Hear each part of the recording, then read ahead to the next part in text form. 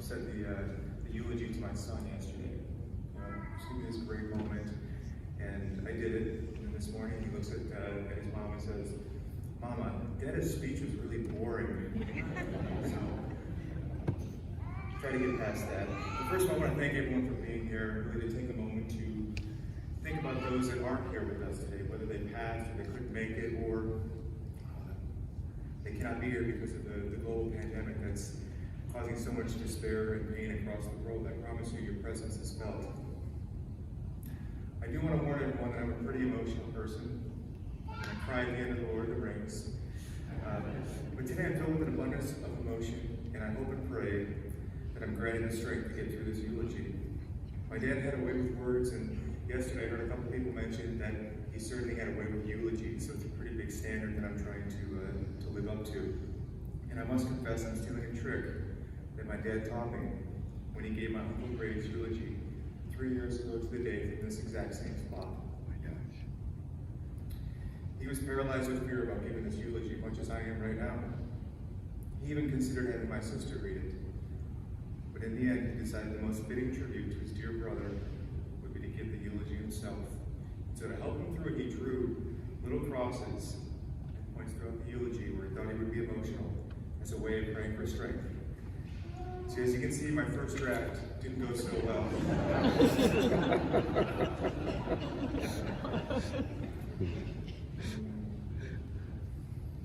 March 7th, 2019. It's a date that our lives changed forever. My mother called me. I was in my office in Denver, and she said, "Paul, it's not good." Within 5 minutes, I was in my truck heading to the airport to catch a flight back to Grand Rapids. I finally arrived at Eulogy Hospital late that evening, and my mom met me outside and we embraced, and I asked just how bad it was. And she confirmed my great spirit. My father was diagnosed with pancreatic cancer. I sat with him that night, and we had an amazing conversation. As all of you, I'm sure, are well aware of how amazing his conversations are. It was that night that he told me he wanted me to give his eulogy. As difficult as it was to leave that night, I went back to my hotel room for a few hours of sleep and got back very early the next morning. And with the weight of the world on my dad's shoulders and his inevitable death staring him in the eye, I walked into his hotel room and he was shaving and humming to the tune, "If I Only Had a Brain," from his favorite movie, The Wizard of Oz. We saw many doctors that day, and finally, that night, the news of his diagnosis set in. It was just my father, my mother Diane, sister Christina, brother James, and I in the room. My dad started playing kind of out of nowhere some songs on his phone. And one of those songs was John Denver's Calypso.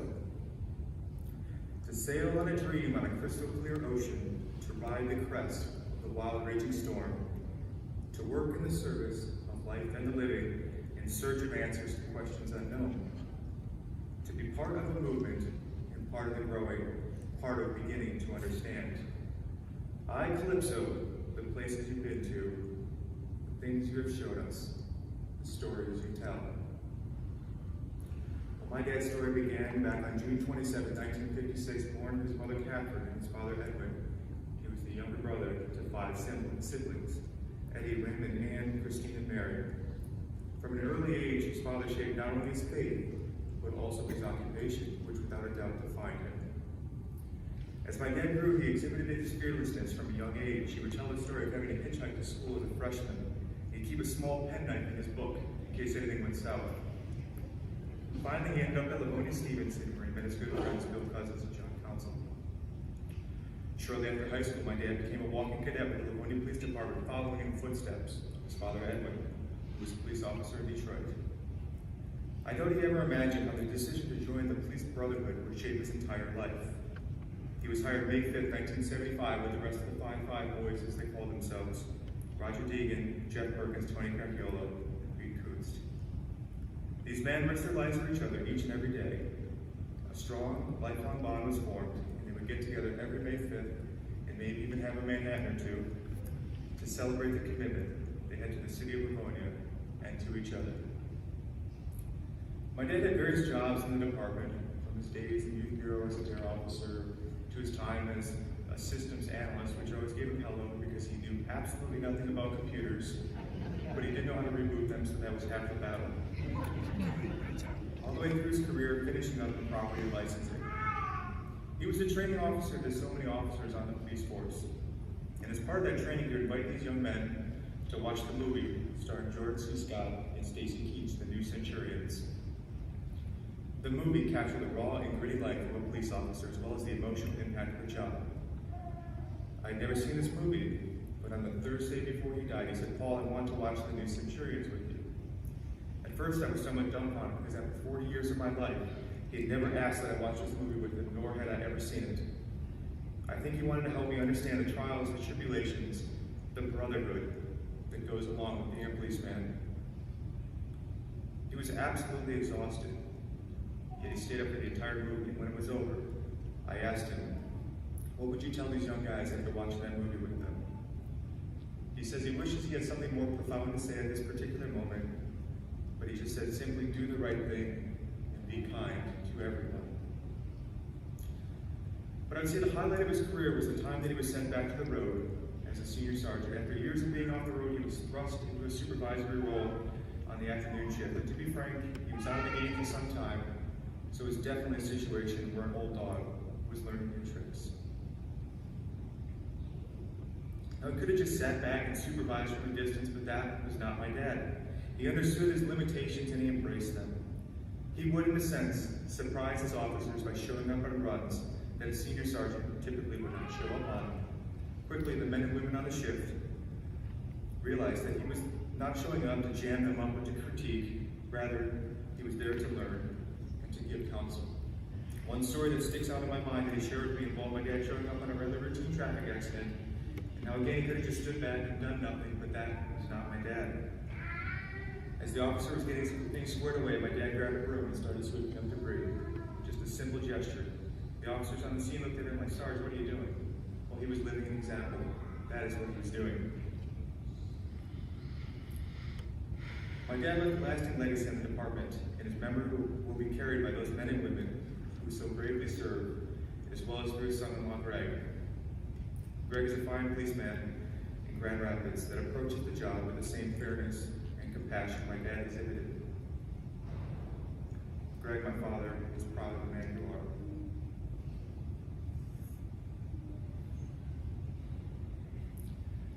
But by far the greatest outcome from my dad's work as a policeman happened that fateful day when my late Uncle Tom Yates squealed his tires and stopped and said, "Paul, this is Diane. Diane, this is Paul. He's going to call you."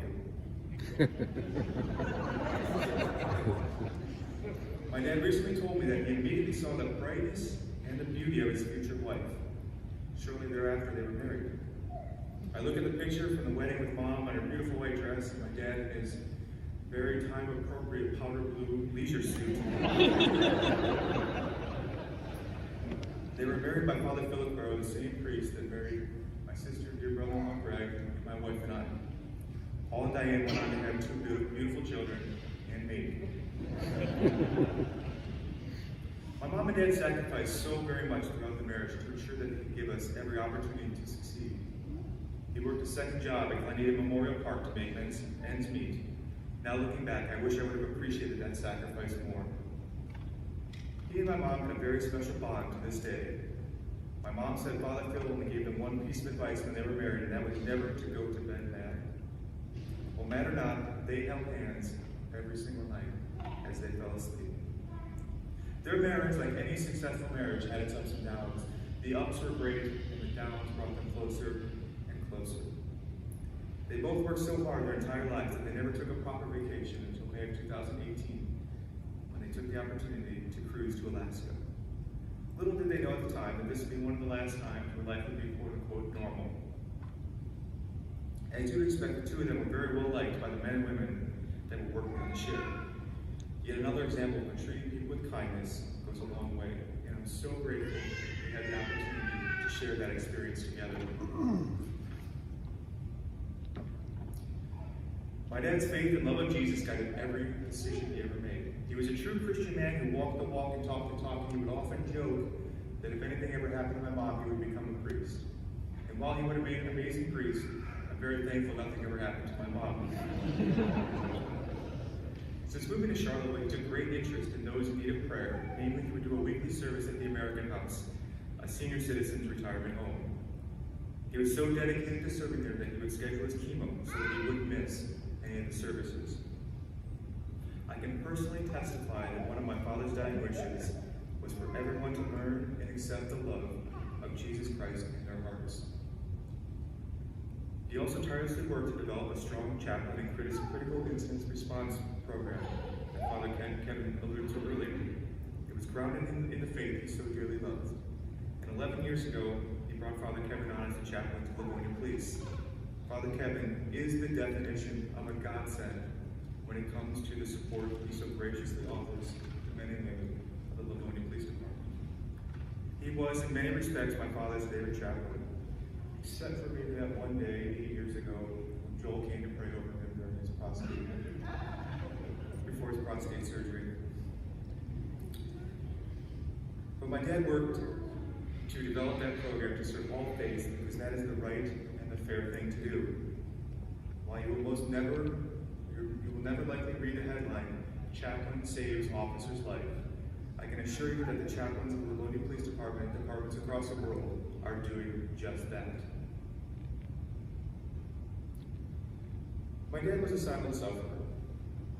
From the age of 17, he endured a debilitating pain from ankylosing spondylitis. He once told me that there were times he would pull up on a run as a police officer, and the only reason he could physically get out of the car was because his guardian angel was there to lift him up. Again, a testament to his otherworldly faith.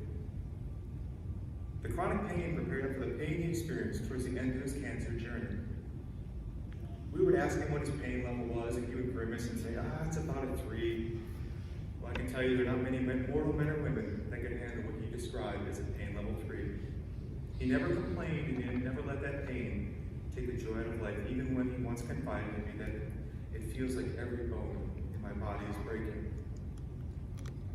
In my mind, the lesson here is not to minimize our pain and suffering, but to rather to embrace it and to know that you can and you will get through the day, and you can and you will persevere.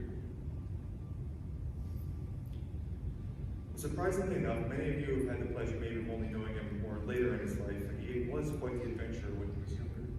He loved scuba diving in the Georgia Bay and Trouble Mori with the Abraham family when he was a young man. It was at that time he began to develop his fascination and love of Great Lakes freighters. There's nary a November 10th that would go by without the two of us talking about the magnificent Great Lakes freighter, the Edmund Fitzgerald. Together we would listen to the beautiful song written and sang by the greatest Canadian nautical singer-songwriter of our time, Lloyd Lightfoot, the wreck of the Edmund Fitzgerald. As he was dying, his breaths, like the waves in that song, turned the minutes to hours. Recently, my brother James was able to line up a tour of the Queen of the Lakes, Paul R. Jagurtha. My dad, as he has a tendency to do, had a profound effect on the captain.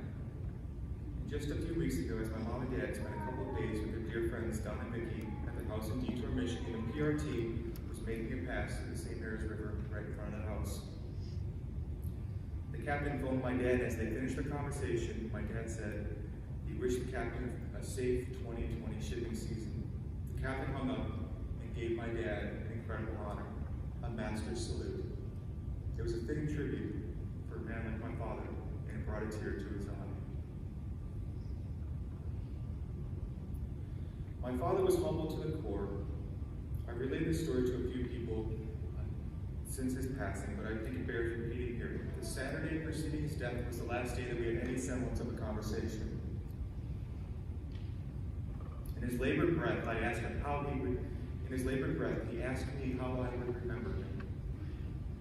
And I said, Dad, I will remember you by the love you had for your wife and my mom Diane, and after more than 40 years, your love was as strong as ever.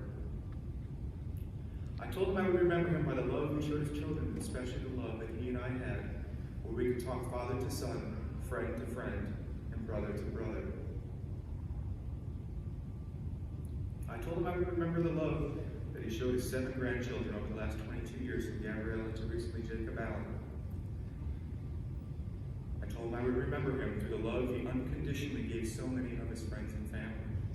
Finally, I would remember him by his undying faith, a faith he exhibited to the very end, with his last words on earth proclaiming, "I love you, Jesus." I then asked him, "Dad, how do you want to be remembered?" And his response initially shocked me, but after reflecting, it was the perfect answer that he could give. He said he wanted to be remembered as a fair man.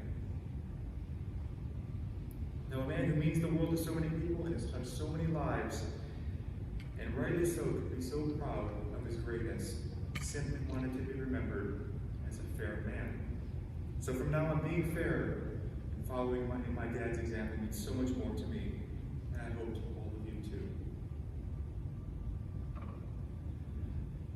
There are a couple people I'd like to call out in this eulogy. First, Chief K, the Honor Guard, the men and women of the Livonia Police Department, especially Mike Arcale, Mark Donnelly, Jeff Romaine, and Annie McKinley for what they did for our family last Tuesday.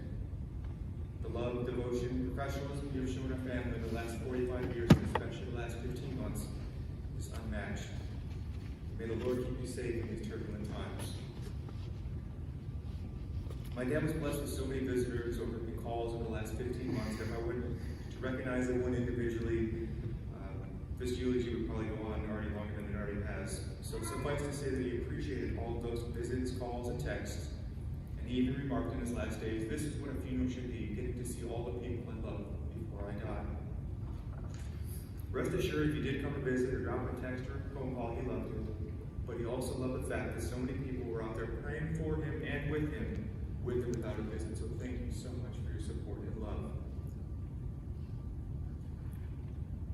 Next, my dad's 7 beautiful grandchildren: Gabriella, Juliet, Adriana, Natalie, Matthew, Ron Ray, and Jacob Allen. While your time with Grandpa was certainly shorter than you deserve, you can look around and see this tremendous showing. Take it in and understand how amazing your grandfather was and is. He will always be with you as you navigate through this troubled world. You can always look to his example of fairness to guide you. Your grandfather loved you more than anything in the world and will always be with you. So if you're having a rough day or just need a little pick-me-up, just think of your grandpa and a smile will surely come to your face. The 7 of you have an amazing opportunity to shape this world in the image and likeness of Gramps. I'd also like to acknowledge my sister Christina and brother James. While I'm the one standing up here, they could probably do a better job of paying tribute to our father. They too possessed an undying love for our dad. It was a surreal moment to be with them on the night that he was diagnosed, and also with them on the night last Sunday when he took his last breaths. Finally, my mother, Diane Patricia Wood. Mom, you've been at Dad's side for more than 40 years now. It was the 3 Stooges that asked, "Are you happy or are you married?" It turns out you and Dad were both.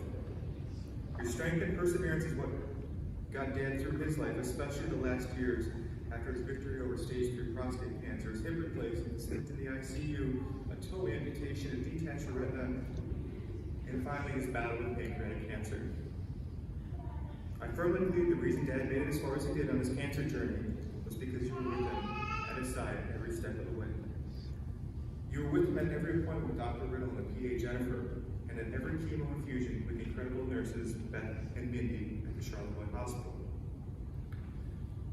I've told you this many times, but I want to declare in front of this wonderful crowd as well. Your children are there with you. We will take care of you every second going forward, Mom. We love you very much.